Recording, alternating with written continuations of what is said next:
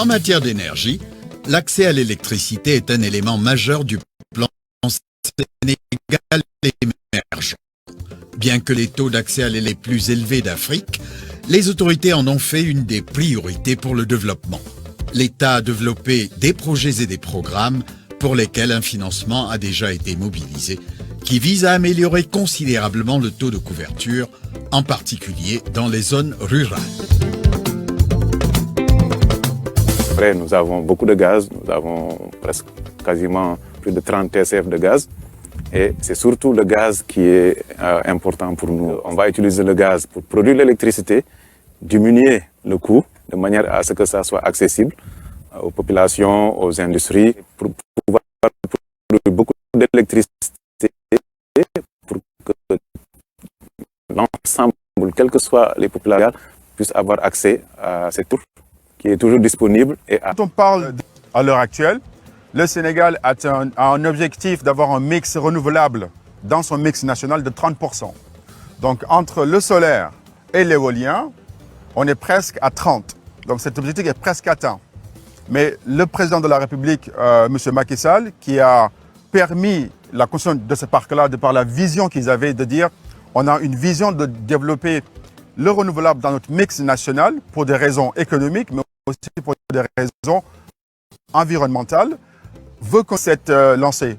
Selon la Banque mondiale, entre 2006 et 2011, au plus fort des difficultés de l'opérateur public, les délestages faisaient perdre jusqu'à 2 points de croissance annuelle au Sénégal. Même s'il reste beaucoup à faire, le secteur sort progressivement du noir grâce à un ambitieux programme d'investissement de plusieurs milliards de francs CFA sous forme de partenariat avec le secteur privé. J'ai trouvé 500 MW, nous sommes à 1150 MW et nous serons à 1300 avant la fin de l'année. Nous avons vraiment boosté la production électrique. Nous avions déjà décidé que pour la production, nous allons la transférer au secteur privé à travers les producteurs indépendants, ce qu'on appelle des IPP.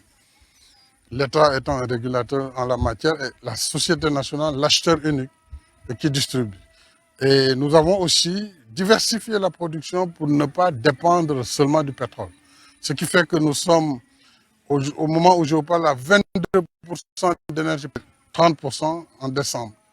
Avec du solaire, de l'éolienne, de la biomasse un peu, et le reste, c'est du fuel, mais qui sera remplacé à partir de 2023 par le gaz que nous allons produire. Et avec la production de gaz, nous allons passer à 100% d'énergie propre. Alors, Lekele Power, c'est une société qui est spécialisée dans la production d'énergie renouvelable en Afrique. Ici, on se trouve sur notre site du parc éolien de Taïbanyaï. C'est un parc éolien de 158 MW, composé de 46 machines. Et Taïbanyaï se trouve à peu près à 100 km au nord-ouest de Dakar. Et ces 46 machines, avec une puissance totale de 158 MW, représentent à peu près 15% de la production électrique du pays. C'est un très grand projet pour la Sénélec, qui est notre partenaire principal. Donc c'est eux qui prennent toute la production de ce parc-là pour l'injecter dans le réseau national.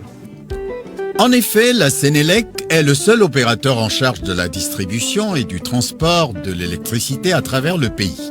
Suite à la restructuration, aux investissements et à la modernisation des équipements, la Sénélec a largement réduit les coupures d'électricité et ramené le chiffre à 24 heures au total en 2018, contre 95 heures en 2011. Chaque année, la société produit un excédent de 200 MW, approximativement équivalent aux besoins en énergie du Mali voisin, qui est stocké pour une utilisation ou des exportations futures potentielles. En outre, grâce à l'augmentation de la puissance disponible, le gouvernement a pu mettre en œuvre une réduction des coûts tant attendus du prix de l'électricité pour l'utilisateur final. L'énergie au Sénégal marche très bien. Je vais vous donner des chiffres. En 2012, quand je venais à la tête du pays, nous avions, depuis que le Sénégal existe, 550 MW, dont 400 et quelques productifs qui fonctionnaient sur une demande plus importante. Au moment où je vous parle, nous sommes à 1350 à peu près mégawatts, avec 30% d'énergie propre, renouvelable, solaire, éolienne, hydraulique, et nous avons satisfait nos besoins complètement. Et nous avons une marge de progression de 9% l'an, donc à peu près 10%, disons.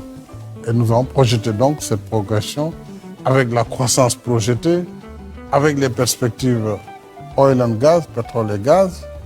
Nous serons en mesure d'ici les années à venir, non seulement de satisfaire totalement la demande, mais d'injecter de l'énergie, de l'électricité dans le West African Power Pool, donc le système d'échange énergétique de la CEDEAO.